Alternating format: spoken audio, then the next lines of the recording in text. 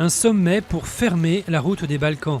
L'Union européenne va solliciter la Turquie et soutenir la Grèce lors d'un sommet extraordinaire aujourd'hui à Bruxelles pour que ces deux pays l'aident à régler la crise migratoire.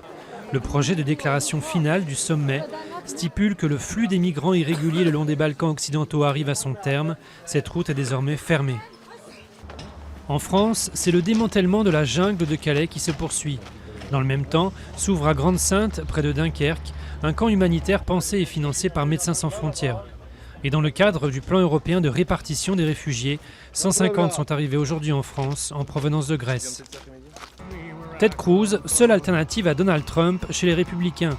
Après ses victoires dans le Kansas et le Maine, le sénateur ultra-conservateur apparaît désormais comme le principal rival du milliardaire dans les primaires républicaines pour l'élection présidentielle américaine.